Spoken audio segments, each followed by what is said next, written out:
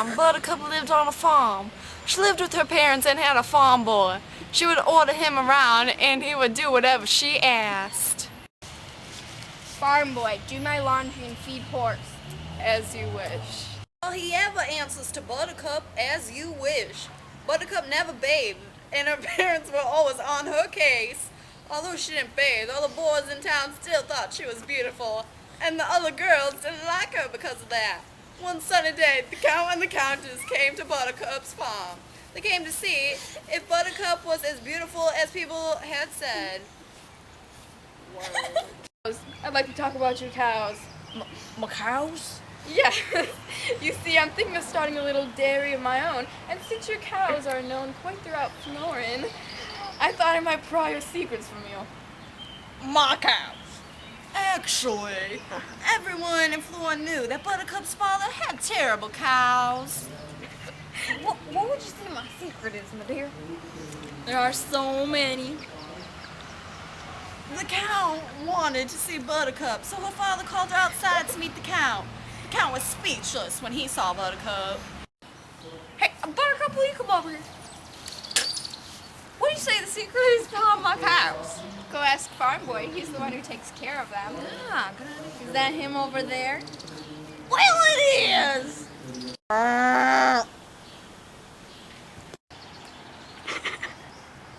Come here, Farm Boy. We are passionately interested on the subject of cows. What do you do to them? I just feed them, Countess. Can you show me how you do it? The cows are behind the house. It is terribly muddy out there. Your dress will get ruined. I only wear them once. Farm Boy takes the Countess's arm and brings her all the way into the cow shed. Later at dinner, the family was talking about the Count and Countess's visit. Special that they thought about him. I mean, he just fed them. They must like him personally, honey. Here, give this to Farm Boy. Farm Boy, take it. That night, Buttercup went to her room and lay on her bed with her eyes closed. She kept seeing the Countess and Farm Boy together. She got up from her bed, took off her clothes, and washed a little. Then she got into her nightgown and closed her eyes. She still saw Farm Boy and the Countess together. She only saw one explanation. She loved him. She got up and went to his hovel and knocked on his door.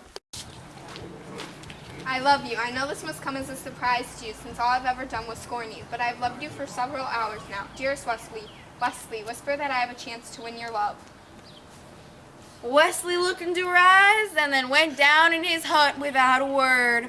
Buttercup burst away and fled back to her room, drenched the world with tears. It was dusk when she heard footsteps outside her door, and she heard a knock.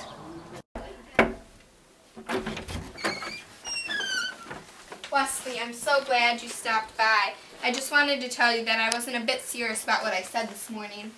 I'm leaving. Now? Yes. Because of what I said this morning? Yes. I frightened you away, didn't I? Well, it's done. You've made your decision. Wesley turns to leave. It's because you're beautiful and perfect. It's made you conceited. You think people can't get tired of you, but you're wrong. They can. I'm going to America to seek my fortune. I'm going to take the ship that sails from London. I'll take 2 10-hour-a-day jobs, and I'll save every penny to buy a house, a farm, and a bed. You're crazy if you think she'll be happy in some rundown farmhouse in America. Stop talking about the Countess.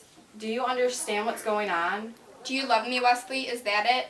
I've stayed these years in my hovel because I love you. I lived my life with the only prayer that some sudden down you might glance in my direction. Is any of this getting through your head, Buttercup, or do you want me to go on for a while? If you're teasing me, Wesley, I'll kill you. Every time you said, Farm Boy, do this, you thought I was answering as you wish, but that's only because you were hearing wrong. I love you is what I said, but you never heard. Stop it. Wesley and Buttercup talk some more. Now, and I promise I will never love anyone until the day I die. I have to go now. The ship sails soon and London is far. Goodbye.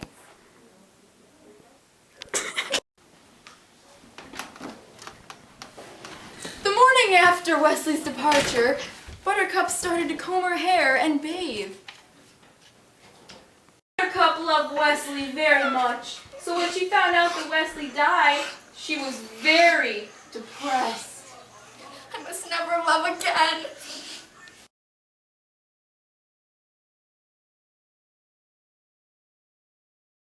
Humperdinck was like a barrel, and he weighed 250 pounds, and he walked side to side like a crab.